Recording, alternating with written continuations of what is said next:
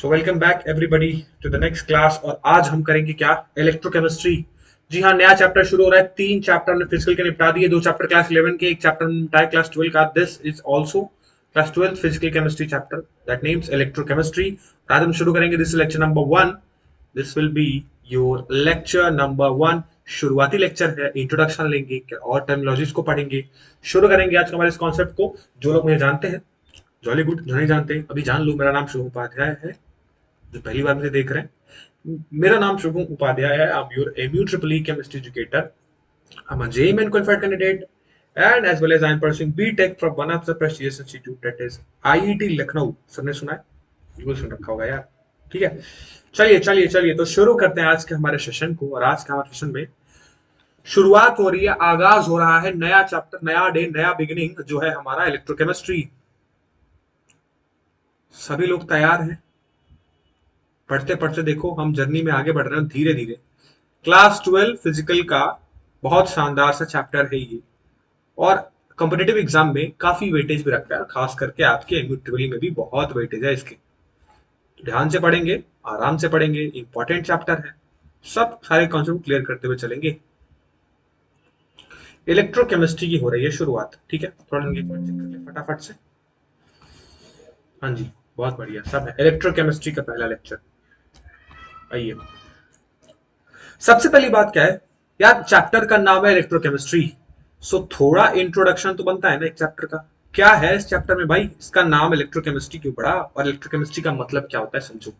देखो, इलेक्ट्रोकेमिस्ट्री जो चैप्टर है, ये जो शब्द है इलेक्ट्रोकेमिस्ट्री लिखा है, इसको जब पढ़ोगे तो पता चलेगा। इसमें दो वर्ड्स की फील आएगी। कौन सी? एक तो इलेक्ट्रॉनिक्स से आया तुम्हारा इलेक्ट्रो, और दूसरा जो हम हमारा केमिस्ट्री पढ़ते हैं। तो इलेक्ट्रॉनिक्स में मतलब बेसिकली रिलेटेड इलेक्ट्रिक करंट से चीजें हैं। मतलब इलेक्ट्रिक करंट और केमिस्ट्री, इलेक्ट्रोकेमिस्ट्री मतलब केमिस्ट्री का रिलेशन हमारे करंट से कैसे है, वो इस पूरे पर्टिकुलर चैप्टर में आपको पढ़ना होता है। तो इलेक्ट्रोकेमिस्ट्री बेसिकली केमिस्ट्री की एक ऐसी ब्रांच है जिसके अंदर हम शेल्स, किसकी बात करते हैं? CELLS। कौन सी सेल? वही जो बैटरी वाली सेल आप बोलते हैं ना, जिसकी जो घर पे जिसको बैटरी या सेल बोला जाता है। कहता है ना कि सेल बदल दो, टॉर्च की लाइट कम हो गई है, सेल बदल दो। So basically electrochemistry physical chemistry की एक ऐसी ब्रांच है जो कि क्लास 12 के आपके कॉन्टेक्स्ट में दी हुई है। और इसके अंदर हम क्या पढ़ते हैं? सेल्स की प्रॉपर्टीज, सेल्स की वर्किंग, उनका कंस्ट्रक्शन वगैरह वगैरह वगैरह वगैरह। हाँ बिल्कुल, मतलब बेसिकली सेल के बारे में पढ़ना है। और सेल क्या है भाई? कि कोई भी सेल आपके किससे मिलकर बना होता है? अरे यार, हर सेल के अंदर केमिकल रिएक्शंस होते हैं। बिल्कुल होते हैं। सो बेसिकली इस पूरे चैप्टर में हमको सेल के केमिकल रिएक्शन के बारे में स्टडी करना है, क्योंकि हम केमिस्ट्री पढ़ रहे हैं। साथ ही साथ इसका फंक्शंस, है ना, इसका कंस्ट्रक्शंस, इसका वर्किंग वाला पार्ट, कि सेल बना तो कैसे बना, सेटअप क्या है उसका, है ना, उसके अंदर केमिकल रिएक्शन कौन कौन से इन्वॉल्व है। सो मोटा मोटी इस पूरे चैप्टर में सेल के बारे में ही पढ़ना है। ठीक है। एक और पार्ट है जिसमें एक बैटरी वाला पार्ट है। खैर बैटरी वाला पार्ट नहीं पढ़ाया जाता, इंपॉर्टेंट भी नहीं है। ठीक है, इसलिए मैं इलेक्ट्रोकेमिस्ट्री के अंदर सेल की शुरुआत करूंगा। और सेल में सबसे पहला सेल आपको पढ़ना है जिसको कहते हैं electrochemical cell. Electrochemical cell, electrochemical मतलब कि केमिकल से इलेक्ट्रिकल, इलेक्ट्रिकल से केमिकल, सिंपल सी टर्म है। इलेक्ट्रोकेमिकल का मतलब कन्वर्जन हो रहा होगा बेसिकली, केमिकल से इलेक्ट्रिकल, इलेक्ट्रिकल से केमिकल। तो इस सेल में, मतलब इस पूरे चैप्टर में, तो इलेक्ट्रोकेमिस्ट्री एक ऐसी ब्रांच है जिसके अंदर हम सेल के केमिकल रिएक्शंस के बारे में स्टडी करते हैं। सेल्स की वर्किंग, सेल का कंस्ट्रक्शन, और मोटा मोटी क्या पढ़ना है, अगर सही भाषा में कहूं तो मोटा मोटी पढ़ना है इलेक्ट्रोकेमिकल सेल के बारे में। तो पूरा चैप्टर इलेक्ट्रोकेमिकल सेल पे ही है बेस्ड। अब आओ समझते हैं। सबसे पहले सेल का एक बेसिक डेफिनेशन लिख लो। अगर केमिस्ट्री की लैंग्वेज में सेल का डेफिनेशन लिखें, सो सेल बेसिकली एक ऐसी डिवाइस होती है। सेल क्या है भैया? सेल है, it is a device which converts chemical energy into electrical energy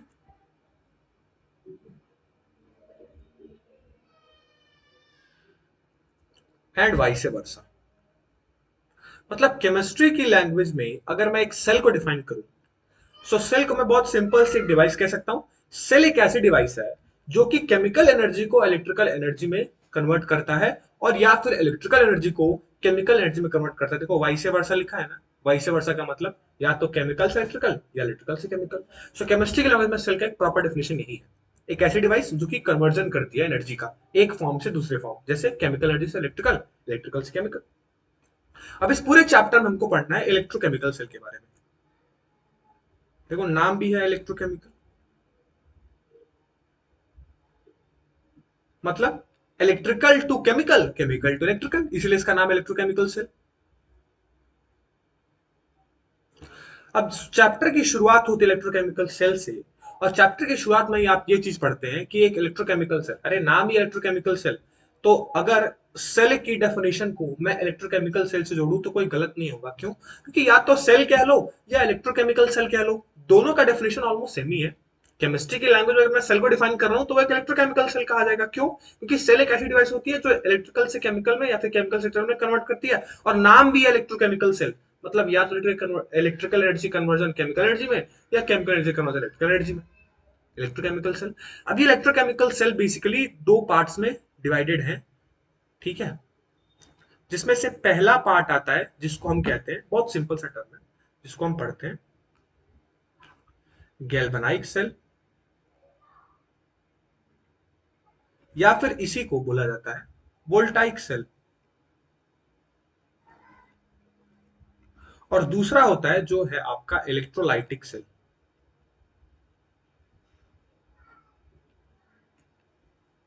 यानी बेसिकली इलेक्ट्रोकेमिकल सेल में दो पार्ट्स, कौन कौन से? एक तो गैल्वेनाइक सेल, या फिर इसी को वोल्टाइक सेल कहते हैं, या फिर दूसरा इलेक्ट्रोलाइटिक सेल। सो बेसिकली इन्हीं सब के बारे में हमको पढ़ना है, इलेक्ट्रोकेमिकल सेल के बारे में पढ़ना है। तो आइए, चैप्टर का इतना इंट्रो तो काफी होगा। चैप्टर के बारे में समझ आ गया कि चैप्टर में करना क्या है, पढ़ना क्या है, ठीक है? सेल से रिलेटेड चीजें पढ़ेंगे, सेल के अंदर केमिकल रिएक्शंस पढ़ेंगे। अगर जैसे कोई सेल मैंने डिफाइन कर दिया यहाँ, दो टाइप के सेल कौन कौन से, एक तो गैल्वेनिक सेल या इसको वोल्टाइक सेल, या फिर इसी को डैनियल सेल भी कहा जाता है। बिल्कुल इसी को डैनियल सेल कहा जाता है, तो कंफ्यूज नको होने का। Galvanic cell, voltaic cell, Daniell cell, ठीक है? सेल क्या है? सेल एक ऐसी डिवाइस है जो कि कन्वर्ट करती है केमिकल एनर्जी को इलेक्ट्रिकल एनर्जी में। और जो सेल है मतलब ये बेसिकली इलेक्ट्रोकेमिकल सेल, सेल का मतलब इलेक्ट्रोकेमिकल सेल की बात की गई है। और इलेक्ट्रोकेमिकल सेल दो तरह की है, एक तो इलेक्ट्रोलाइटिक सेल, दूसरा गैल्वेनिक सेल, वोल्टाइक सेल, या फिर डैनियल सेल। क्लासिफिकेशन समझ आया? सिंपल है, दो क्लासिफिकेशन है। बोलो भाई, क्लासिफिकेशन समझ आया ना सबको? हम्म, क्लासिफिकेशन समझ आया? सिंपल है, ठीक। स्टार्ट हो रहा है भाई, अभी स्टार्ट हो रहा है, स्टार्ट हो रहा है। इंट्रोडक्शन दिया भाई बस अभी। चलो भाई, अब देखो, शुरू करते हैं। सबसे पहला गैर, अब एक एक चीज मैं आपको लिखवाना चाहता हूं, क्या कि जो इलेक्ट्रोकेमिकल सेल है ना, इसमें एक टैबुलर फॉर्म में कुछ डेटा है, पहले समझ लो बारी बारी से। इलेक्ट्रोकेमिकल सेल कितने तरह के? दो तरह के। कौन कौन से? गैल्वेनाइक सेल, या फिर इसी को वोल्टाइक सेल, दूसरा इलेक्ट्रोलाइटिक सेल। शुरुआत करते हैं हम सबसे पहले गैल्वेनाइक सेल से। क्या होता है गैल्वेनाइक सेल, और समझो। या फिर इसी को वोल्टाइक सेल कहते हैं, सॉरी, इसी को क्या कहते हैं? Voltaic cell. क्या होता है समझो। देखो, सिंपल सा टर्म है। चैप्टर के शुरुआत में मैं तुमको बताया कि इस पूरे चैप्टर में कन्वर्जन पढ़ेंगे, किसका?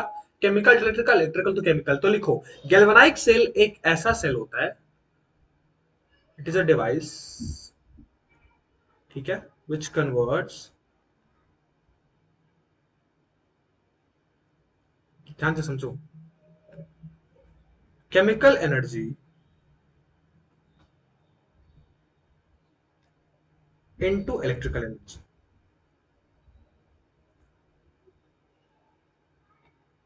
मतलब गैल्वेनाइक सेल या फिर वोल्टाइक सेल एक ऐसी सेल है या फिर एक ऐसा डिवाइस है जो कि केमिकल एनर्जी को इलेक्ट्रिकल एनर्जी में चेंज करता है। तो अगर गैल्वेनिक सेल या वोल्टाइक सेल केमिकल को इलेक्ट्रिकल में चेंज करता है, तो मैं तुमसे अगर तुमसे इलेक्ट्रोलाइटिक पूछूंगा, सब कितना सिंपली तुम नहीं बता सकते हो? बिल्कुल बता सकते हो कि अगर गैल्वेनाइक केमिकल को इलेक्ट्रिकल में चेंज कर रहा है, तो जाहिर सी बात है सर, जो इलेक्ट्रोलाइटिक सेल होगा वो एक ऐसी डिवाइस होगी जो इलेक्ट्रिकल को केमिकल में चेंज करेगी। क्यों? क्योंकि इलेक्ट्रोकेमिकल सेल में कन्वर्जन ही तो होता है, इलेक्ट्रिकल से केमिकल, केमिकल से इलेक्ट्रिकल। अरे भाई, कुछ रिएक्शंस होते हैं, उससे इलेक्ट्रिसिटी जनरेट होती है। कैसे होती है सब दिखाऊंगा, डोंट वरी, आराम से। तो शुरू हुआ है, शुरू हुआ है, सब सब समझेंगे। तो गैल्वेनिक सेल याद रख लो, एक ऐसी सेल जो केमिकल एनर्जी को इलेक्ट्रिकल एनर्जी में कन्वर्ट करे। वेयर एज इलेक्ट्रोलाइटिक सेल को लिखूं तो एक ऐसी डिवाइस, एक ऐसा सेल जो इलेक्ट्रिकल को केमिकल में चेंज करेगा। तो इसको भी लिख लो, it is a device that converts electrical energy into chemical energy. सही है सर, सिंपल हो गया। पहली गैल्वेनिक सेल, अगर कोई पूछे कि व्हाट इज गैल्वेनिक सेल, तो सिंपली क्या बोलोगे? एक ऐसी डिवाइस जो केमिकल को इलेक्ट्रिकल में चेंज करे। कोई पूछा इलेक्ट्रोलाइटिक सेल, तो एक ऐसी डिवाइस जो इलेक्ट्रिकल को केमिकल में चेंज करे। ठीक है सर। अब एक टेबुलर फॉर्म में डेटा लिखो। कुछ इंपॉर्टेंट है थोड़ा सा, क्योंकि एग्जाम में कई बार थ्योरेटिकल बेस्ड ऐसे सवाल पूछ दिए जाते हैं। एक टैब, छोटा सा टेबल बना लो ऐसे। इधर है आपका गैल्वेनाइक सेल, डैनियल सेल कह लो, वोल्टाइक सेल कह लो, कोई दिक्कत नहीं। इधर है आपका इलेक्ट्रोलाइटिक सेल। दो तीन पॉइंट है, नोट कर लो, ज्यादा नहीं है। क्या? पहला पॉइंट, पहला पॉइंट क्या है? पहला पॉइंट ये है कि गैल्वेनिक सेल का किसको किस कन्वर्ट करता है? Chemical to electrical. तो इसके अंदर जो कन्वर्जन होता है वो कहां से कहां होता है? Chemical energy to electrical energy. पहला पॉइंट तो यही हो गया। दूसरा, इलेक्ट्रोलाइटिक सेल, सिंपल है सर, ये इलेक्ट्रिकल को केमिकल में करता है। Electrical energy to chemical energy. Next point हमेशा याद रख लो, नेक्स्ट पॉइंट, जो भी गैल्वेनिक शेल है आपका, इसके अंदर जितने भी केमिकल रिएक्शन होते हैं, सब के सब स्पॉन्टेनियस केमिकल रिएक्शन होते हैं। इंपॉर्टेंट है, पूछा गया है। और तुम लोग को पता है कि जो मैं इंपॉर्टेंट बोलता हूं कितना इंपॉर्टेंट होता है ना? सब मैं दिखा चुका हूं प्रूफ के साथ। स्पॉन्टेनियस केमिकल रिएक्शंस होते हैं, वेयर एज इलेक्ट्रोलाइटिक सेल में जो भी केमिकल रिएक्शन होते हैं ये नॉन स्पॉन्टेनियस होते हैं। चिंता ना करो, अभी समझाऊंगा कि स्पॉन्टेनियस, नॉन स्पॉन्टेनियस, इनका मतलब क्या है सर। और third and the last point समझ लो, क्योंकि ये एक स्पॉन्टेनियस केमिकल रिएक्शन है, इसके लिए जो डेल्टा जी की वैल्यू होती है वो नेगेटिव होती है। थर्मोडायनेमिक्स का टर्म है डेल्टा जी, पढ़ा होगा। गिब्स फ्री एनर्जी चेंज कहते हैं इसको। और क्योंकि एक नॉन स्पॉन्टेनियस है, तो नॉन स्पॉन्टेनियस के लिए हमेशा डेल्टा जी पॉजिटिव होता है, ये पढ़ा होगा। ये 3 पॉइंट एकदम दिमाग में घुसा लेना इन दोनों सेल के लिए। ठीक है, तो देखते हैं।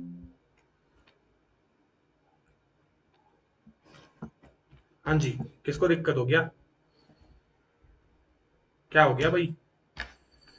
ये पॉइंट समझ आया सबको? इसलिए टेबुलर फॉर्म में सबको लिखा है पॉइंट। सिंपल है, याद रखने के वाला पॉइंट है क्या? पहला, कि जो केमिकल टू इलेक्ट्रिकल कन्वर्ट करे, इलेक्ट्रिकल टू केमिकल कन्वर्ट करे। दूसरा, स्पॉन्टेनियस केमिकल रिएक्शन। अब मतलब ये स्पॉन्टेनियस का मतलब क्या होता है समझो। स्पॉन्टेनियस का मतलब है ना, कहीं भी अगर स्पॉन्टेनियस रिएक्शन लिखा है, सो स्पॉन्टेनियस केमिकल रिएक्शन का मतलब ये है ना कि इसको केमिकल रिएक्शन कराने के लिए कोई एक्सटर्नल एनर्जी की जरूरत नहीं है, ये अपने आप होगा। मतलब ऐसे केमिकल रिएक्शन जो अपने आप होने लगे, उनको बाहर से कोई एनर्जी देने की जरूरत नहीं पड़ती है, उस केमिकल रिएक्शन को स्पॉन्टेनियस केमिकल रिएक्शन कहते हैं। वेयर नॉन स्पॉन्टेनियस मतलब आपको कुछ एनर्जी देनी पड़ेगी। अब energy in the form of आप हीट दे सकते हैं, in the form of electrical energy दे सकते हैं। तो वही चीज मैं आपको समझाना चाहता हूं। स्पॉन्टेनियस रिएक्शन का मतलब कि जो अपने आप हो, उसको कोई भी बाहर से एक्सटर्नल एनर्जी देने की जरूरत नहीं है। तो गैल्वेनिक सेल में जो रिएक्शन है, बस आप सेटअप करके छोड़ दो, वो अपने आप रिएक्शन होने लगेगा। उसको आप एक्स्ट्रा एनर्जी दे के आपको कराने की जरूरत नहीं पड़ती है, इसलिए उसको स्पॉन्टेनियस केमिकल रिएक्शन कहा जाता है। वेयर एज इलेक्ट्रोलाइटिक क्या है? Non spontaneous. नॉन स्पॉन्टेनियस का मतलब कि आपको एनर्जी देनी पड़ेगी। अब वो एनर्जी या तो आप हीट के फॉर्म में दीजिए या इलेक्ट्रिक करंट के फॉर्म में दीजिए, ये आपके ऊपर डिपेंड करता है।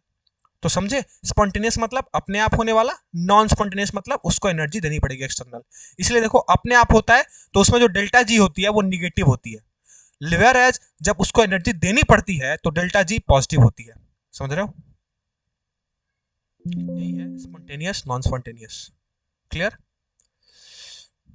ठीक है, ठीक, समझ आया। अरे हाँ, ये मेरी पेन पेन की टिप जो है ना, ये देखो बहुत छोटी हो गई है, बहुत छोटी हो गई, बहुत माइन्यूट सी, घिस घिस के। कोशिश कर रहा हूँ मैं कि अपने वो मैं वॉइस के साथ इसको मैच करूँ। इसी की वजह से राइटिंग अभी एक दो दिन में और ज़्यादा खराब हो गई है। अब जब इसको बदलेंगे ना तो थोड़ा सा कॉम्प्रोमाइज़ कर लो, जब इसको बदलेंगे तो सही हो जाएगा, ठीक है। अब इसकी टिप मुझे ऑर्डर करनी पड़ेगी, वो कहीं गिर गया है, वो पैकेट में आया था लेकिन वो फिर पूरा कहीं गिर गया है, तो इसको मैं बदल नहीं पा रहा हूँ, ठीक है। तो थोड़ा सा मैनेज कर लो, ठीक, जहाँ नहीं समझ आया वो बता देना, ठीक है। समझ आया अभी, स्पॉन्टेनियस नॉन स्पॉन्टेनियस ये सब। चलो भाई, आ गया होगा समझ में। चलो, अब आ गया, तो ये तो टेबुलर फॉर्म सब इंट्रोडक्शन वाला पार्ट है, सब इंट्रोडक्शन चल रहा है। मेन टॉपिक शुरू होता है कहाँ से, अब। और क्या है मेन टॉपिक, आइए शुरुआत करेंगे हम किसको, पहले हम पढ़ेंगे पूरा गैल्वेनाइक सेल, या फिर इसको क्या कहते हैं, डैनियल सेल, या फिर इसको क्या कहते हैं, वोल्टाइक सेल्स। तीनों एक ही है, तीनों एक है भैया। शुरुआत करते हैं गैल्वेनाइक सेल, डैनियल सेल या वोल्टाइक सेल, ठीक है। अब इसको हम देखो बांट बांट के पढ़ेंगे, कैसे, पहले कंस्ट्रक्शन पढ़ेंगे फिर वर्किंग पढ़ेंगे। क्या पढ़ेंगे पहले, कंस्ट्रक्शन फिर वर्किंग। तो सबसे पहले आओ समझते हैं कि डैनियल सेल बनाए कैसे। क्यों, क्योंकि इसमें chemically to electrical, electrical to chemical करना है, तो हमको वो केमिकल सेटअप करना पड़ेगा ना, तभी तो सबसे पहले समझ लो उसका सेटअप क्या है, कंस्ट्रक्शन वाला पार्ट समझ लो किसका, डैनियल सेल का। देखो, एक डैनियल सेल में क्या क्या होता है समझो। डैनियल सेल को बनाने के लिए, गैल्वेनिक सेल बनाने के लिए, वोल्टाइक सेल बनाने के लिए हम क्या करते हैं, सबसे पहले आप, हमने दो बीकर लिया, ठीक है, समझिए ध्यान से, हमने दो बीकर ले लिया, ठीक है, आराम से समझिए, कोई दिक्कत नहीं। इन दोनों बीकर में हम क्या करते हैं, इन दोनों बीकर में स्टैंडर्ड सोल्यूशन को फिल कर देते हैं। इन दोनों बीकर में हमने स्टैंडर्ड सोल्यूशन को फिल कर रखा है, ठीक है। जो एक बीकर है इसमें मैंने जिंक सल्फेट ZnSO4 का स्टैंडर्ड सोल्यूशन, अच्छा स्टैंडर्ड सोल्यूशन का मतलब कि 1 मोलर सोल्यूशन है, उसकी मोलारिटी कितनी है, 1 है, ठीक है। तो ZnS का एक्वा सोल्यूशन हमने भर दिया जो है 1 मोलर, ठीक है। सिमिलरली जो दूसरा बीकर लिया, इस दूसरे बीकर में हमने क्या भरा, CuSO4 कॉपर सल्फेट का 1 मोलर का स्टैंडर्ड एक्वा सोल्यूशन भर दिया, ठीक है, पहला स्टेप, ठीक। अब क्या करते हैं, ये दो अलग अलग बीकर लाते हैं, एक में ZnSO4 भरते हैं, एक में CuSO4 भरते हैं, copper SO4, Daniell cell galvanic cell पढ़ा रहा हूं, ध्यान से समझो, ठीक। और क्या करते हैं, और हम लाते हैं इलेक्ट्रोड्स को, सबने पढ़ रखा है इलेक्ट्रोड्स क्या होते हैं, कितने तरह के होते हैं, दो तरह के, एक होता है एनोड, दूसरा होता है कैथोड। तो हम दो इलेक्ट्रोड लाए और हमने क्या किया, एक इलेक्ट्रोड को एक बीकर में पुट कर दिया, this is our first electrode, और दूसरे इलेक्ट्रोड को हमने इसे दूसरे बीकर में पुट कर दिया, ठीक है सर। पहले हमने क्या किया, बीकर लाए, सॉल्यूशन भर दिया, किसका, स्टैंडर्ड, एक में ZnSO4 का, एक में CuSO4 का, ठीक है, 1 मोलर एक्वा सोल्यूशन था, ठीक है, इसलिए हमने बोला कि स्टैंडर्ड सोल्यूशन है। फिर क्या किया, फिर हम इलेक्ट्रोड लाए, एक इलेक्ट्रोड को मैंने कहा फर्स्ट वाले बीकर में डिप कर दिया, एक इलेक्ट्रोड को दूसरे बीकर में डिप कर दिया। अभी जो इलेक्ट्रोड थे, पहला इलेक्ट्रोड हम लाए जिंक का, मतलब जिंक का ही इलेक्ट्रोड को हमने क्या किया, जिंक के ही सोल्यूशन में डिप किया। ये जो इलेक्ट्रोड है ये जिंक का है, और दूसरा इलेक्ट्रोड जो हम लाए ये हम लाए कॉपर का। तो थर्ड स्टेप में क्या सीखना है कि जैसे इलेक्ट्रोड डिप किए, हम जिंक का ही इलेक्ट्रोड जिंक के सोल्यूशन में डिप किए, कॉपर का इलेक्ट्रोड कॉपर के सोल्यूशन में डिप किए। ये मैं तुमको पढ़ा रहा हूं कि कैसे आप कंस्ट्रक्ट करेंगे, किसको, यहां से मिटा देता हूं, ये अब तो मैं बता चुका हूं, ये कैसे कंस्ट्रक्ट करेंगे गैल्वेनिक सेल को, डैनियल सेल को, वो समझा रहा हूं, ठीक है। दोनों इलेक्ट्रोड को हमने उसी नेचर का इलेक्ट्रोड को उसी के सोल्यूशन में डिप कर दिया, ठीक। अब अब क्या किया, अब इन दोनों को कनेक्ट करने के लिए, ठीक है, एक सर्किट हमने फॉर्म की। क्या किया, इस एक एंड को, ठीक है, यहाँ एक स्विच लगा के, की लगा के इस दूसरे एंड से जोड़ दिया, यानी पहले वाले इलेक्ट्रोड को दूसरे वाले इलेक्ट्रोड से हमने क्या किया, कनेक्ट कर दिया थ्रू वायर, और बीच में हमने लगा दी की मतलब स्विच, कि हम अपने हिसाब से ऑन या ऑफ कर सके। हम इस की को ऐसे गिरा देंगे तो ये हमारा ऑन हो जाएगा, ठीक है, और फिर हटा देंगे तो ऑफ हो जाएगा, ठीक है भाई। तो सर्किट को कंप्लीट करने के लिए हमने क्या की, वायर से एक इलेक्ट्रोड को दूसरे इलेक्ट्रोड से जोड़ दिया। ये पूरा आपका सेटअप था, कंस्ट्रक्शन वाला पार्ट था, ठीक। इधर जिंक है, इधर कॉपर है, इधर जिंक ZnSO4 है और कॉपर CuSO4 है, ठीक है। इन दोनों के सोल्यूशन में हमने क्या किया, एक दूसरे को डिप कर दिया। अब देखो, अब हुआ क्या कि जैसे ही हमने इस स्विच को ऑन किया, अब आ रहे हैं हम वर्किंग वाले पार्ट पे। अब वर्किंग समझिए, कंस्ट्रक्शन आपको मैंने बता दिया, वर्किंग समझिए। जैसे ही हमने इस स्विच को ऑन किया, अब जब स्विच को ऑन करेंगे तो सर्किट क्या होगी, ऊपर वाली सर्किट कंप्लीट हो जाएगी। सर्किट क्या होगी, कंप्लीट हो जाएगी। जैसे ही हमने इस स्विच को ऑन किया, हमको क्या देखने को मिला, हमको दोनों बीकर में रेडॉक्स रिएक्शन देखने को मिला, रेडॉक्स रिएक्शन देखने को मिला। अच्छा, सबसे पहली बात, वापस चलते हैं थोड़ा सा आगे, रेडॉक्स रिएक्शन समझते हैं, फिर पीछे आएंगे यहां। अच्छा, अब पिक्चर में आया, मैंने एक शब्द का इस्तेमाल किया, रिडॉक्स रिएक्शन। क्या होता है रिडॉक्स रिएक्शन, आओ देखो। रिडॉक्स रिएक्शन एक ऐसा केमिकल रिएक्शन होता है जिसमें ऑक्सीडेशन और रिडक्शन दोनों साइमल्टेनियसली एक साथ हो रहे होते हैं। रिडॉक्स का मतलब क्या है, रिडक्शन एंड ऑक्सीडेशन। सो ऐसा केमिकल रिएक्शन जिसमें ऑक्सीडेशन भी हो रहा हो और रिडक्शन भी हो रहा हो, तो उस एक साथ अगर हो तो उस पूरे केमिकल रिएक्शन को हम रिडॉक्स रिएक्शन कहते हैं। अच्छा, ऑक्सीडेशन क्या होता है, देखो अभी तक भूल जाओ जितना तुमने याद किया है। क्या, ये H+ हटाना, O- हटाना, तो O- हटाएंगे, H+ ऐड करेंगे तो ऑक्सीडेशन होगा, ये सब नहीं याद रखना है। जो मैं बताता हूँ वो सिंपल तरीके से याद रखो, कभी ऑक्सीडेशन रिडक्शन नहीं भूलोगे। मैं तुमको पहले समझाता हूँ ऑक्सीडेशन क्या होता है, एक लाइन लिखूंगा तुरंत समझ जाओगे। देखो, ऑक्सीडेशन एक ऐसा रिएक्शन होता है जिस केमिकल रिएक्शन में लॉस ऑफ इलेक्ट्रॉन हो। अगर लॉस ऑफ इलेक्ट्रॉन हो रहा है, इट मींस ऑक्सीडेशन हो रहा है। तो सेम चीज अगर रिडक्शन की बात करूं तो सिंपल है सर, अगर ऑक्सीडेशन में लॉस ऑफ इलेक्ट्रॉन है तो डेफिनेटली इसमें गेन ऑफ इलेक्ट्रॉन हो रहा होगा। मतलब इलेक्ट्रॉन के लॉस को किसी भी केमिकल रिएक्शन में ऑक्सीडेशन का नाम देते हैं, और गेन ऑफ इलेक्ट्रॉन किसी भी केमिकल रिएक्शन में रिडक्शन का नाम देते हैं। और अगर ये दोनों एक साथ होने लगे तो हम कहेंगे रिडॉक्स रिएक्शन। वही अब आते हैं पीछे, क्या बोला मैंने कि जैसे स्विच को ऑन किया, हमको दोनों बीकर में क्या देखने को मिलने लगा, रिडॉक्स रिएक्शन देखने को मिलने लगा। It means sir ji oxidation भी हो रहा होगा और भैया रिडक्शन भी हो रहा होगा, दोनों एक साथ होने लगा। अब हुआ क्या, आओ समझाता हूं। जो तुम्हारा लेफ्ट साइड बीक कर रखा है ना, जिसमें मैंने जिंक का इलेक्ट्रोड जिंक के ही सॉल्यूशन में डिप किया है, सो जो ये है, ये हमारा मान लो एनोड है और ये हमारा क्या है, कैथोड है। सो हुआ क्या कि लेफ्ट साइड का जो एनोड है इस पे होने लगा ऑक्सीडेशन, और राइट साइड का जो कैथोड है इस पे होने लगा रिडक्शन। और क्योंकि एक साथ ये दोनों हो रहा है, इसलिए मैंने नाम दिया कि रिडॉक्स रिएक्शन यहां हो रहा है। तो इस चैप्टर में ये याद रख लो, रिडॉक्स का यूज बहुत ज्यादा है, यानी ऑक्सीडेशन रिडक्शन आपको समझना है। क्या बोला मैंने कि लेफ्ट साइड वाला एनोड था, राइट साइड वाला कैथोड था, तो एनोड पे होने लगा ऑक्सीडेशन, कैथोड पे होने लगा रिडक्शन। तो ये था तुम्हारा वर्किंग वाला पार्ट गैल्वेनिक शेल में। कंस्ट्रक्शन वापस रिपीट करता हूं, दो बीकर लाए, दोनों हमने ZnSO4 1 मोलर 1 मोलर मोलारिटी पर लिया, जिसमें मैंने एक्वेशन लिया, और एक साइड लिया CuSO4। जो जिंक सल्फेट था उसी में जिंक का इलेक्ट्रोड डिप कर दिया, जो कॉपर सल्फेट था उसको कॉपर इलेक्ट्रोड डिप किया, ऊपर से हमने सर्किट कनेक्ट कर दी। जैसे ही सर्किट कनेक्ट की, रिडॉक्सेशन होने लगा, ऑक्सीडेशन होने लगा, रिडक्शन होने लगा। लेफ्ट साइड में जो एनोड था उस पर होने लगा ऑक्सीडेशन, राइट साइड में जो कैथोड था उस पर होने लगा रिडक्शन। क्या होने लगा, ऑक्सीडेशन रिडक्शन। अब देखो कंफ्यूजन क्या होता है, कई बार बच्चे ये नहीं समझ पाते हैं ना कि सर एनोड निगेटिव होगा या कैथोड निगेटिव होगा, एनोड पॉजिटिव होगा या कैथोड पॉजिटिव होगा। तो ये चीज मैं तुमको अभी आराम से समझाता हूं, चिंता ना करो, आज के बाद कभी भूलोगे नहीं। एक न्यूमोनिक मेरे साथ याद करो, न्यूमोनिक है LOAN, लोन, सबने पढ़ा है लोन, बिल्कुल लोन पड़ा है। ये जो निमोनिक है ना, ये एक याद करने का तरीका है, इससे मैं तुमको समझाऊंगा। और कई बार सवाल यही पूछा है ना कि ये बताओ किस इलेक्ट्रोड पे ऑक्सीडेशन होता है, झूठ नहीं बोल रहा हूँ, उठा के देख लेना। ये कई बार सवाल पूछा है कि ये बताओ किस इलेक्ट्रोड पे ऑक्सीडेशन होता है, किस इलेक्ट्रोड पे रिडक्शन होता है, कौन सा इलेक्ट्रॉन नेगेटिवली चार्ज होता है, कौन सा इलेक्ट्रॉन पॉजिटिवली चार्ज होता है। ये कई बार पूछता है सवाल। तो मैं तुमको सारा कंफ्यूजन दूर करता हूँ। देखो, लोन सबने पढ़ा है, लोन सबको पता है, लोन जो कर्जा लेते हो, ठीक है, LOAN।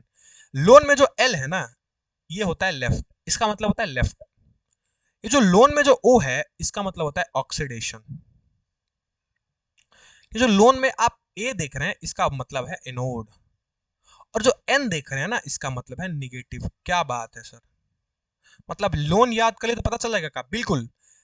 लेफ्ट साइड में ऑक्सीडेशन हो रहा है, जो है एनोड, और वो है निगेटिव। खत्म हो गया खेल। लेफ्ट साइड में ऑक्सीडेशन हो रहा है, जो है एनोड, वो है नेगेटिव। और देखो वही तो मैंने लिखा है, लेफ्ट साइड में एनोड है, उस पे हो रहा है ऑक्सीडेशन। और अगर मैं पूछूं कि ये जो इलेक्ट्रोड है, ये इसका चार्ज क्या होगा, नेगेटिवली चार्ज होगा कि पॉजिटिवली चार्ज होगा, तो सिंपल सी बात है सर, ये नेगेटिवली चार्ज होगा। तो अगर ये नेगेटिवली चार्ज होगा, तो राइट साइड में पड़ा है कैथोड, उस पे हो रहा है रिडक्शन, सर्दी, ये पॉजिटिवली चार्ज होगा। जाहिर सी बात है यार, अगर एक नेगेटिव तो अगला पॉजिटिव। सो लोन याद कर लो। लोन में क्या है, left side oxidation, anode, negative. मतलब जो लेफ्ट साइड में रखा है उस पर ऑक्सीडेशन होगा, वो एनोड है और वो निगेटिवली चार्ज होगा।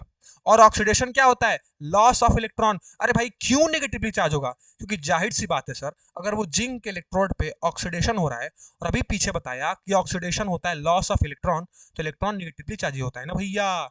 तो अगर इलेक्ट्रॉन यहां से निकलेगा, तो इलेक्ट्रॉन यहां इकट्ठा नहीं हो जाएगा। अरे भाई ऑक्सीडेशन हो रहा है तो क्या हो रहा है, लॉस ऑफ इलेक्ट्रॉन हो रहा है। तो यार यहां से इलेक्ट्रॉन निकलेगा तो ये जमा नहीं हो जाएगा, इकट्ठा नहीं हो जाएगा एनोड पे, बिल्कुल हो जाएगा। यानी एनोड पे पूरा हो गया पॉजिटिव चार्ज, और कैथोड पे पूरा हो गया क्या, एनोड पे क्या हो गया, पूरा निगेटिव चार्ज, कैथोड पे पूरा हो गया पॉजिटिव चार्ज। जाहिर सी बात है कि अगर एक साइड निगेटिव तो अगले साइड पॉजिटिव होगा। क्या बात है सर, क्या बात है। रिडक्शन में क्या होता है, गेन ऑफ इलेक्ट्रॉन। ऑक्सीडेशन में क्या होता है, लॉस ऑफ इलेक्ट्रॉन। देखो अगर अभी भी नहीं समझ आए ना, तो कब नहीं समझ आएगा। बहुत सिंपल। बताओ, समझ आया, बताओ, ये समझ आया कि नहीं, जल्दी से बताओ। सिंपल तो कर दिया यार, किधर ऑक्सीडेशन, किधर रिडक्शन, कौन सा निगेटिव, कौन सा पॉजिटिव, बोलो कर दिया कि नहीं, समझ आया। आसान है, सिंपल है। जल्दी से जल्दी से जल्दी से जल्दी से। क्या बात है, क्या बात है। हाँ देखो, अब देखो क्या बात है। देखो अगर किसी को कंफ्यूजन है ना कि ये निगेटिव नेगेटिव नेगेटिव क्यों लिख दिए सर, ये पॉजिटिव पॉजिटिव पॉजिटिव क्यों लिख दिए सर, देखो निगेटिव लिखा है इस वजह से क्योंकि यहाँ ऑक्सीडेशन हो रहा है। ऑक्सीडेशन में लॉस ऑफ इलेक्ट्रॉन है, तो इलेक्ट्रॉन निकलेंगे ना बाहर। अब वो इलेक्ट्रॉन निकलेंगे तो वो क्या होंगे, वो तुम्हारा जो इलेक्ट्रोड है उसके सरफेस पे ही तो रहेंगे इलेक्ट्रॉन। तो होगा क्या कि पूरे सरफेस पे इलेक्ट्रॉन इकट्ठा हो जाते हैं। क्यों, क्योंकि ऑक्सीडेशन हो रहा होता है ना भैया एनोड पे। जब एनोड पे ऑक्सीडेशन हो रहा है तो पूरा जो एनोड है वो निगेटिवली चार्ज नहीं हो जाएगा, बिल्कुल हो जाएगा, लॉस ऑफ इलेक्ट्रॉन। सिमिलरली अगर कैथोड पे रिडक्शन हो रहा है, तो इलेक्ट्रॉन वो क्या कर रहा है, गेन कर रहा है। जब इलेक्ट्रॉन गेन करता है कोई, तो क्या होता है, पॉजिटिव चार्ज ही तो होता है। तो बताओ ना भैया, क्लियर है। कम हो रहे हैं ना वहां इलेक्ट्रॉन की वैल्यू, क्लियर है। अब देखो, अब समझाता हूं, अब समझो। सिर्फ इतना ही नहीं है, अब देखो समझना क्या है इसके अंदर, मैं समझाता हूं। देखो अब हम पढ़ेंगे रिएक्शन। ये तो तुम्हारा कंस्ट्रक्शन था, वर्किंग था, कैसे काम करता है। अब इसके अंदर आता है रिएक्शन, जिसको सेल रिएक्शन कहते हैं। अब हमको वो पढ़ना है, क्या पढ़ना है, सेल रिएक्शन पढ़ना है कि सेल रिएक्शन क्या होता है। ये तो समझ आ गया दोनों बीकर में क्या सेटअप था, ठीक है। आओ नोट करते हुए पॉइंट बना लिया जाए। सबसे पहली चीज पॉइंट वाइज बना लीजिए। क्या, लेफ्ट साइड क्या है, एनोड है, नोट्स वाइज लिखेंगे।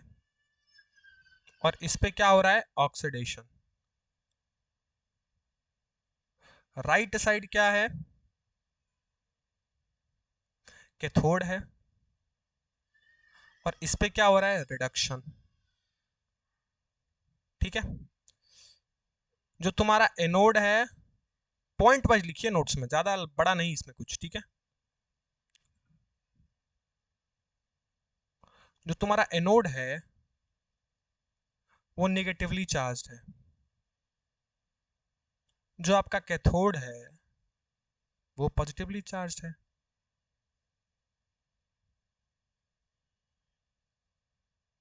ठीक है, चलो अब देखो, अब अब इसके अंदर पढ़ना होता है सेल रिएक्शन। ठीक है, अब सेल रिएक्शन में एक नहीं दो होते हैं, कौन कौन से? एक को बोलते हैं, सेल रिएक्शन में दो चीजें, दो सेल रिएक्शन पढ़नी है, एक को बोलते हैं हाफ सेल रिएक्शन, ये सेल के रिएक्शन है, और एक को कहते हैं net cell reaction.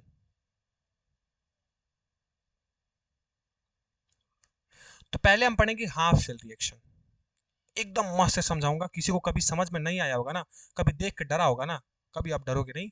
Half cell reaction,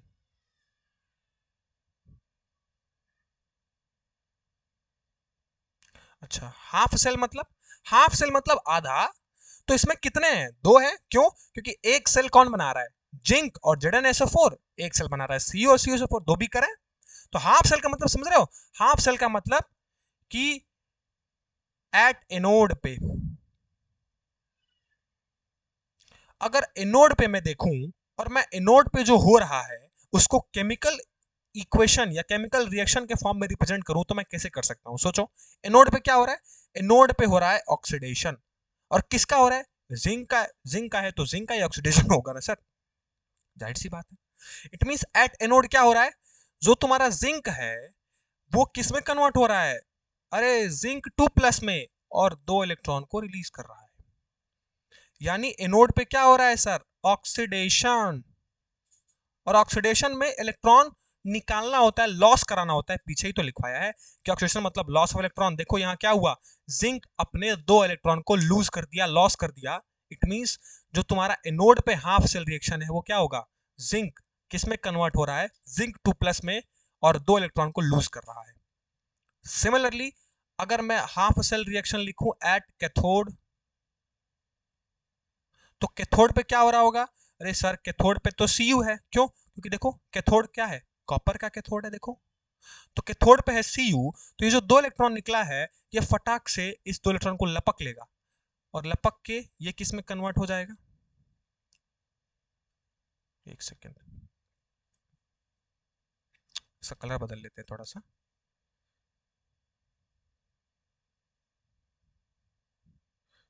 cathode पे क्या है? कैथोड पे है Cu2+, ये फटाक से दो इलेक्ट्रॉन को लपकेगा और Cu में कन्वर्ट हो जाएगा। यहां क्या हो रहा है? रिडक्शन। इट मींस ऑक्सीडेशन में लॉस ऑफ इलेक्ट्रॉन, रिडक्शन में गेन ऑफ इलेक्ट्रॉन। अब सोच के देखो, अरे भाई कोई न्यूट्रल अपने इलेक्ट्रॉन को लॉस करेगा तो उसको हम ऑक्सीडेशन ही तो कहेंगे। और रिडक्शन कब? जब इलेक्ट्रॉन को लेना, एक्सेप्ट करना। अब कौन ले रहा है, कौन एक्सेप्ट कर रहा है? Cu2+। जाहिर सी बात है Cu2+ वहां अपने आयोनिक फॉर्म में है, तो क्या हो रहा है? यहां से जो जिंक है ये जिंक किस में कन्वर्ट हो रहा है? Zn+2 में। और यहाँ जो तुम्हारा Cu+2 है, जो इलेक्ट्रॉन आ रहा है, ये Cu+2 इसको पकड़ के क्या बना रहा है? कॉपर बना रहा है। इट मींस जो सॉल्यूशन में Cu2+ पड़े हुए थे, वो जो दो इलेक्ट्रॉन जिंक ने लूज किया उसको उसने एक्सेप्ट किया, और Cu2+ कहाँ कन्वर्ट हो रहा है? Cu में। और Zn किस में कन्वर्ट हो रहा है? Zn2+ में। तो ऑक्सीडेशन हो रहा है एनोड पे, रिडक्शन हो रहा है कैथोड पे। तो हाफ सेल में हम क्या करते हैं? बारी बारी से एक बार ऑक्सीडेशन दिखाते हैं, एक बार रिडक्शन दिखाते हैं, इसी को कहते हैं हाफ सेल रिएक्शन। तो अगर इसको हाफ सेल रिएक्शन कहते हैं तो सर नेट सेल रिएक्शन किसको कहते हैं? नेट सेल रिएक्शन किसको कहते हैं?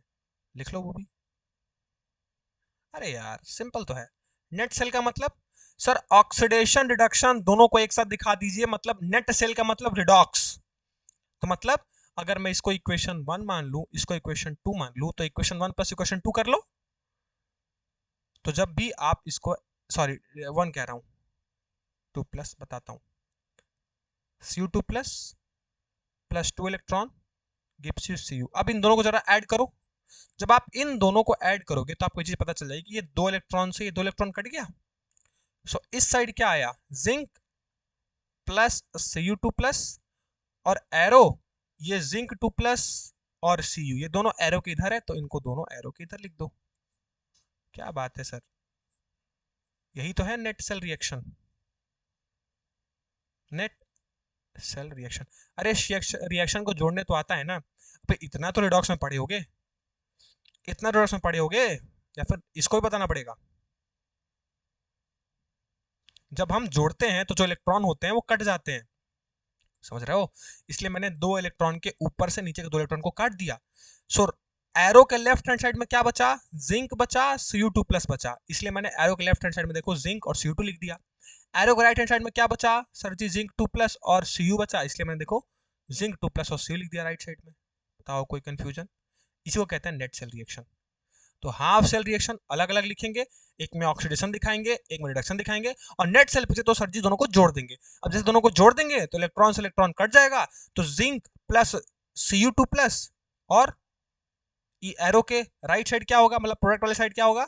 जिंक 2+ प्लस Cu, इसी को कहेंगे नेट सेल रिएक्शन। बताओ क्लियर है? बताओ half cell reaction net cell reaction clear है कि नहीं?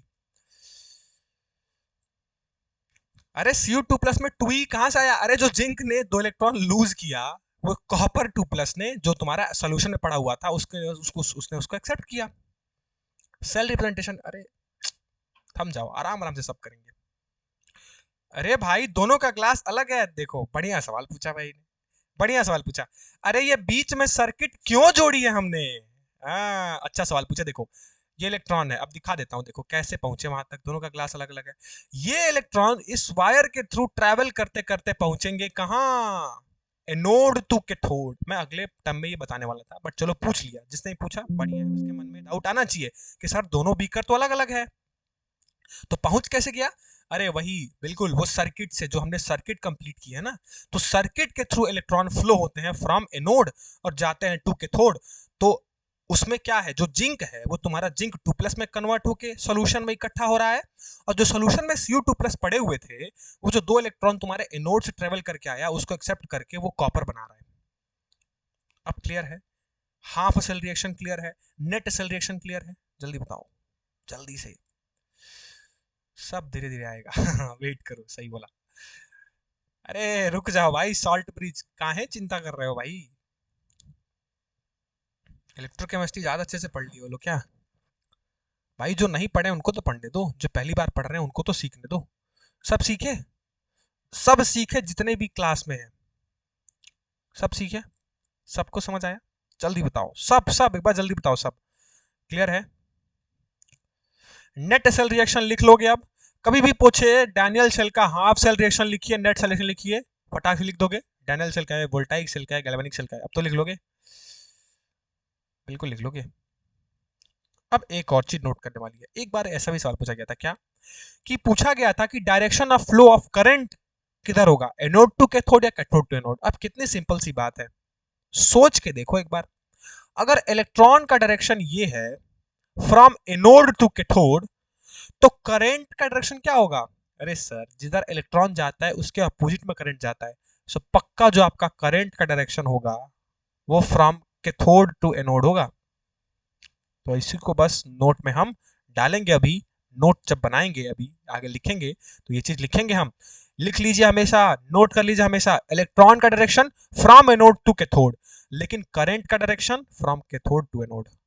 क्यों? क्योंकि करंट ऑलवेज इलेक्ट्रॉन के अपोजिट दिशा में जाता है। क्लियर हो गया? सब कुछ आपको समझ में आ गया होगा galvanic cell, dynamic cell, volatile cell में क्या क्या होता है। ठीक है, ठीक है, बहुत बढ़िया, हाफ फुल सब लिख लेंगे, क्या बात है, वेरी गुड। चलिए, नेट सेल लिख लिया, हाफ सेल लिख लिया, कुछ पॉइंट्स हमने लिख लिया, ये सेल रिएक्शन हमेशा नोट में डालिएगा। अब आइए आपको मैं कुछ पॉइंट लिखवा दूं, फिर आगे बढ़ते हैं। ठीक, आ जाओ, लिख लो पहले क्या, इस चीज को नोट डाउन कर लीजिए कि इन गैल्वेनिक सेल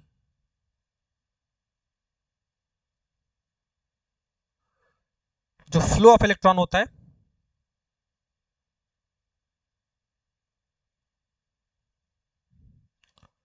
इज फ्रॉम कहां से कहां होता है? एनोड टू कैथोड, ठीक है, गैल्वेनिक सेल के अंदर, या फिर इसको डैनियल सेल भी कहते हैं उसी के अंदर, ठीक है। डोंट वरी, दोनों लिखवाता हूँ, एक सेकेंड। चलो इसको मिटा दो, नोट कर लेना ऊपर ही, ठीक है, ठीक है। वेयर एज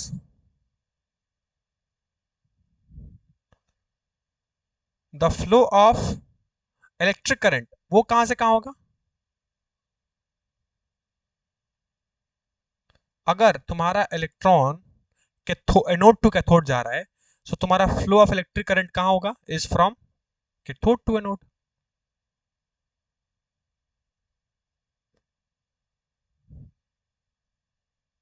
ठीक है। Representation, anode to cathode electron की direction, cathode to anode current की डायरेक्शन, ठीक है। चलिए, ठीक, चलो, अब ये सारी बातें तो हमने सीखी।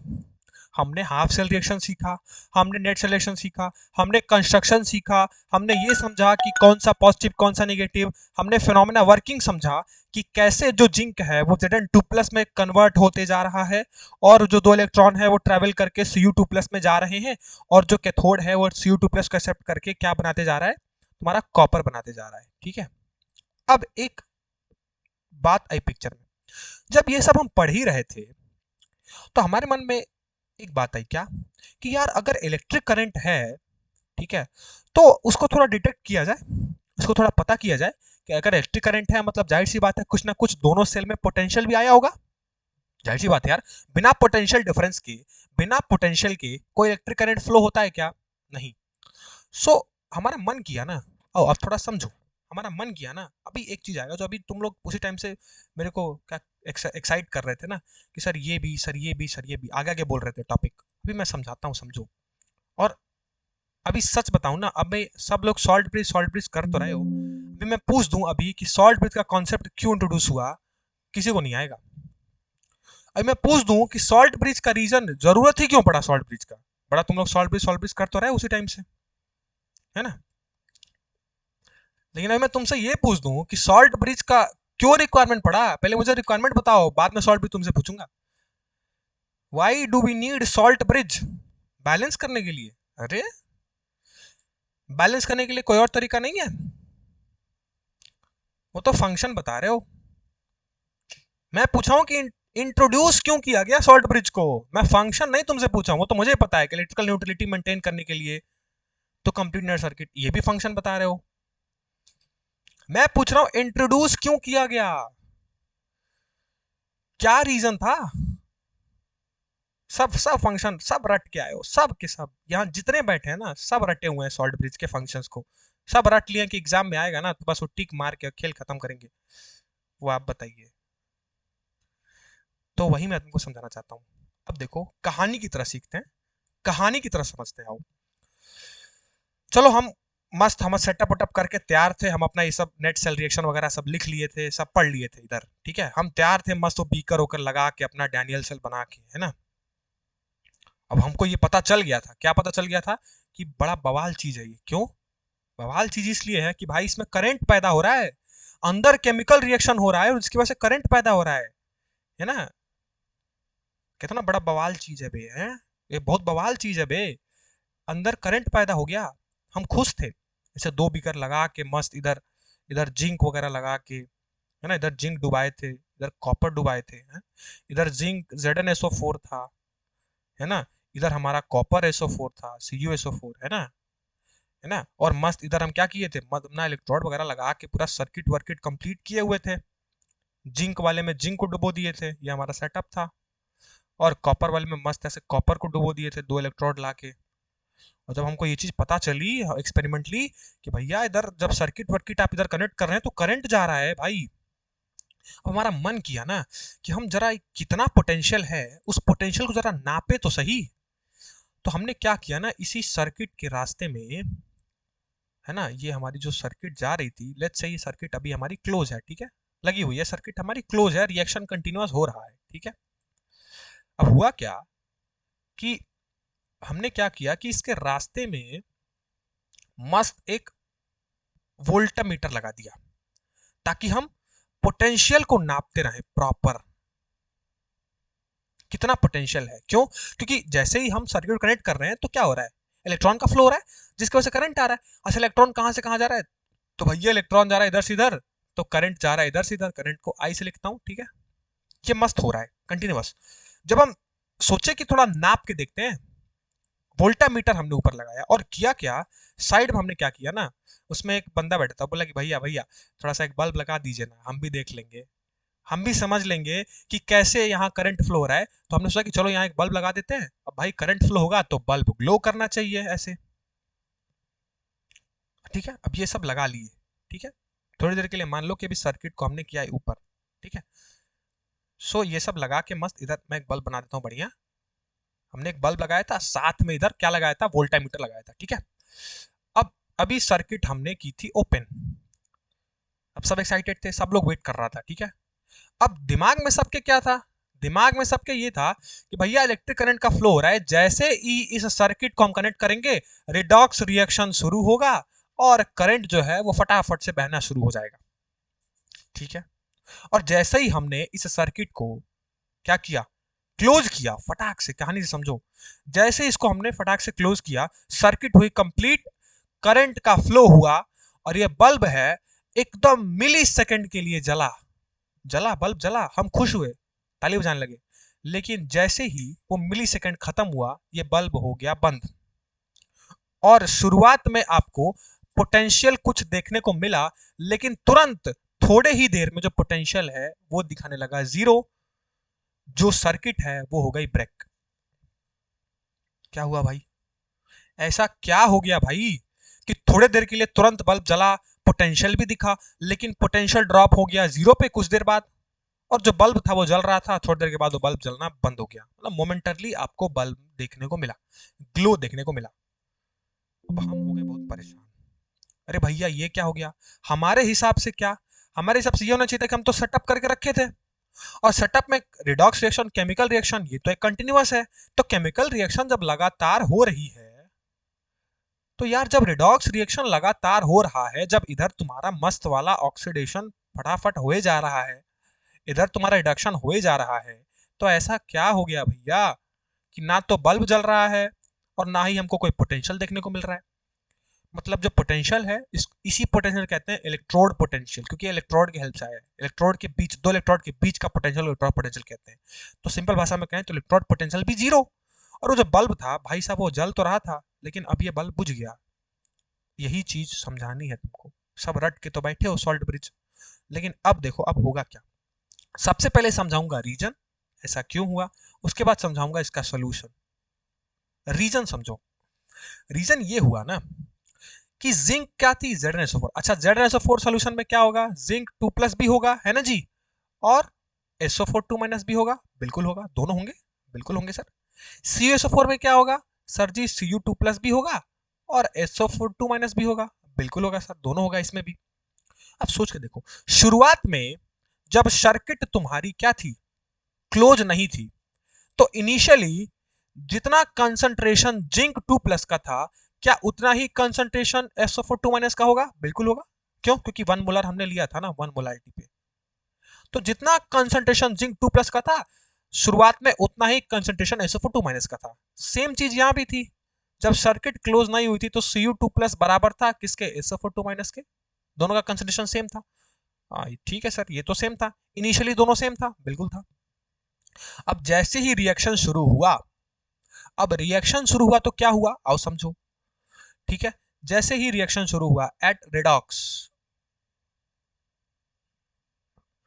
जो तुम्हारा जिंक है, ठीक है, एनोड पे क्या हो रहा है भाई, रिडॉक्स में एनोड पे क्या हो रहा है, सर जी जो हमारा जिंक है ना, वो जिंक 2+ में, और 2 इलेक्ट्रॉन को छोड़ के जिंक कहां कन्वर्ट हो रहा है, दो 2+ में, Zn2+ में।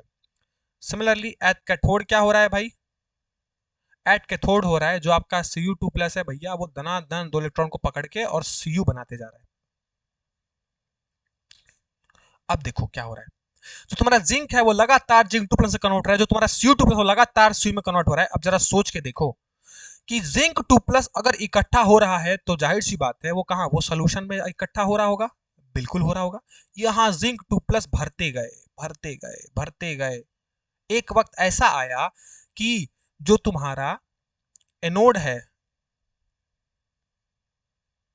शुरुआत में जिंक 2+ बराबर था SO4 पे, बट क्योंकि जैसे ही सर्किट कंप्लीट हुई ऑक्सीडेशन होने लगा, जो तुम्हारा जिंक 2+ का नंबर है वो बहुत बहुत ज्यादा बढ़ गया एज कंपेयर टू SO4 हाँ, हाँ करो, हाँ, ये क्या हो गया। सिमिलरली एट कैथोड क्या हुआ, शुरुआत में क्या था इनिशियली, सर जी Cu2+ बराबर था SO4 के, लेकिन जो तुम्हारा Cu2+ है अब वो खा के Cu में कन्वर्ट हो रहा है, मतलब जो Cu2+ है इसका कंसंट्रेशन बहुत बहुत कम हो गया एज कंपेयर टू SO4 मतलब इस केस में जो पॉजिटिव चार्ज है उसकी क्वांटिटी बढ़ गई, जैसे जैसे रिएक्शन आगे बढ़ रहा है वैसे वैसे ये चीजें हो रही हैं। और कैथोड पे जो तुम्हारा निगेटिव है, देखो SO4 ज्यादा हो गया, इट मींस निगेटिव क्वांटिटी यानी निगेटिव चार्ज का कंसंट्रेशन बढ़ गया। अब सोच के देखो, अब जिसके पास खुद अकाल पड़ा हो, जो खुद पॉजिटिवली चार्ज है, क्या अब ये जो इलेक्ट्रॉन यहां इकट्ठा हुए हैं क्या वो उन इलेक्ट्रॉन को आगे जाने देगा? नहीं। तो ये जो इलेक्ट्रॉन रिलीज करता था वापस से इसी इलेक्ट्रॉन को खा जाता था वो, लेके अपने इलेक्ट्रॉन को ही वो क्या करने लगा, अपने लिए ही यूज करने लगा। अब जो इलेक्ट्रॉन है उसका फ्लो इधर जाना हो गया बंद।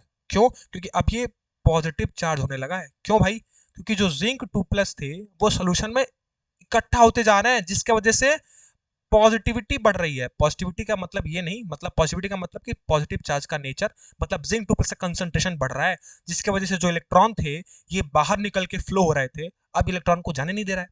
अब इलेक्ट्रॉन यहां से यहां पहुंच नहीं रहा है तो सर्किट कंप्लीट नहीं होगी, करंट आएगा नहीं, इसलिए पोटेंशियल हो गया जीरो। और सेम चीज यहां हो रही थी, यहां SO4 बढ़ गया, इट मीन यहां निगेटिव क्वांटिटी बढ़ गई। अब एक आध इलेक्ट्रॉन मान लो अगर जंप मार के यहां जा भी रहे थे तो क्योंकि अब ये निगेटिवली चार्ज होने लगा, जिसकी वजह से इलेक्ट्रॉन इलेक्ट्रॉन के बीच आ गया रिपल्शन, वो भगा दिया, वो इलेक्ट्रॉन को एक्सेप्ट ही नहीं किया।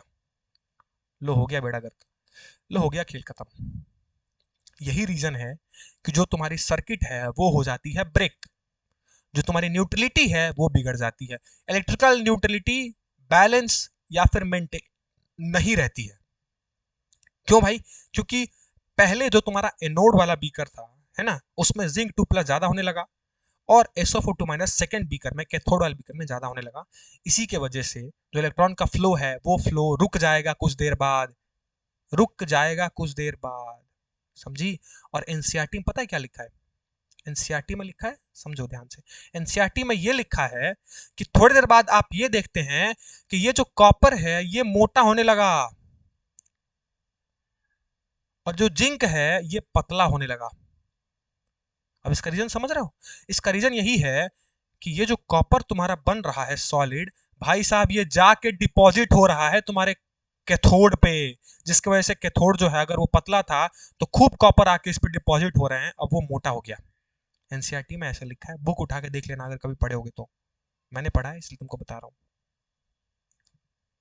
यही रीजन है कि जो तुम्हारा थोड़ी देर बाद देखोगी तो जिंक हो जाएगा पतला। क्यों? क्योंकि जिंक 2+ लगातार निकल के गिर रहे हैं, तो जैसे नहीं कम हो रहा है ना जिंक 2+ तो पतला हो जाता है। और कॉपर जो है वो Cu2+ लगातार दो इलेक्ट्रॉन को खा के कॉपर बना जा रहा है, वो कॉपर सॉलिड फॉर्म में डिपॉजिट हो रहे हैं कैथोड पे। तो ये चीजें थी, ये रीजन था कि तुम्हारी सर्किट जो है वो ब्रेक हो गई। इट मीन तुम्हारा पोटेंशियल हो गया वो ड्रॉप टू जीरो हो गया, तुम्हारी सर्किट हो गई ब्रेक। समझ आया? समझ आया? समझ आया? बताओ। समझने के बाद तुम्हारा सिस्टम हैंग हो गया होगा अब तो, अरे सर क्या बात है, कहानी की तरह समझे, तुमको समझाया। इसी चीज को ओवरकम करने के लिए हमने सॉल्ट ब्रिज का कॉन्सेप्ट इंट्रोड्यूस किया। तुम सब सॉल्ट ब्रिज का फंक्शन बके जा रहे थे, फंक्शन नहीं बकना है। सॉल्ट ब्रिज क्यों इंट्रोड्यूस हुआ ये मैं तुमसे पूछ रहा था। सॉल्ट ब्रिज का फंक्शन मैं लिखवाऊंगा, बताऊंगा। यही शुरुआत होती है आपकी सॉल्ट ब्रिज की कॉन्सेप्ट की, इसीलिए ताकि जो तुम्हारा बैलेंस है वो बना रहे, सर्किट को कंटिन्यूअस कैसे चलाए। अब साइंटिस्ट दिमाग में ये आ गया, हमारे यहाँ ये है ना, अब हमारे यहाँ क्या है, हमारे यहाँ बेसिकली क्या बात है, हाँ होगा, बिल्कुल होगा, लेकिन समझ लो ना यार, सब डेप्थ डेप्थ में पढ़ रहे हो, डीप एनालिसिस कर रहे हो, पहला ही तो लेक्चर है और इतना आगे आ गए हम, पहले लेक्चर में सॉल्ट ब्रिज तक आ गए। हम्म, तो समझो उसके पीछे का रीजन समझना जरूरी है कि क्यों भाई आखिर आया कॉन्सेप्ट, तो क्यों आया, आधा अधूरा नहीं पढ़ोगे ना। तो सॉल्ट ब्रिज को इंट्रोड्यूस किया गया इसीलिए, इसी प्रॉब्लम को ओवरकम करने के लिए भाई, बल्ब हमको लगातार जलाना है, हमको कंटिन्यूस जलाना है, हमको कंटिन्यूस पोटेंशियल चाहिए। तो जब कंटिन्यूस पोटेंशियल चाहिए, बल्ब को लगातार जलाना है, तो कुछ जुगाड़ करना पड़ेगा, और हम है जुगाड़ू, इसलिए हमने जुगाड़ लगाया। जुगाड़ क्या लगाया? Salt bridge. तो यहीं से इंट्रोड्यूस हुआ कॉन्सेप्ट सॉल्ट ब्रिज का। ठीक है, सो क्योंकि इंट्रोड्यूस हो चुका है कॉन्सेप्ट सॉल्ट ब्रिज का, अब सॉल्ट ब्रिज क्या है, सॉरी नेटफ्लिक्स खुल गया, सॉल्ट ब्रिज क्या है, ठीक है। सॉल्ट ब्रिज के फंक्शंस क्या है, ठीक है, उस फंक्शन से सवाल आते हैं, ठीक है। वो सब कल के लेक्चर में देखेंगे, कल शुरू होगी salt bridge. Salt bridge cell representation कल ढंग से कराऊंगा। अब कोई भी सेल रिप्रेजेंटेशन तुमसे छूटेगा नहीं, मैं इसकी गारंटी मैं लेता हूँ। तुम लोग डरते हो ना सेल रिप्रेजेंटेशन से, मैं कराऊंगा बढ़िया से, है ना। कल देखेंगे हम सॉल्ट ब्रिज, कल नहीं कल, हाँ कल, परसों तो संडे है ना, परसों छुट्टी रहेगी, लेकिन कल देखेंगे, कल सैटरडे है, ठीक है। तो आई थॉट आपको ये रीजन समझ आया होगा कि क्यों सॉल्ट ब्रिज कॉन्सेप्ट को इंट्रोड्यूस किया गया, ठीक है। और जो आप पढ़ते हो फंक्शन में इलेक्ट्रिकल न्यूट्रलिटी, वो यही है। इलेक्ट्रिकल न्यूट्रलिटी का मतलब ये है कि उनसे दोनों का कंसंट्रेशन जो है वो सेम बना रहे। फंक्शन में पढ़ा है, टू मेंटेन इलेक्ट्रिकल न्यूट्रलिटी और टू कंप्लीट इनर सर्किट, समझाऊंगा कल, समझाऊंगा सब, जितना भी फंक्शन रटे हो ना, कल समझा दूंगा सब कुछ, ठीक है, क्लियर हो जाएगा। ठीक, चलिए, तो आज का सेशन को यहीं एंड करते हैं। This is electrochemistry lecture number 1। I thought सबको समझ आया होगा, मजा भी आया होगा, ठीक है।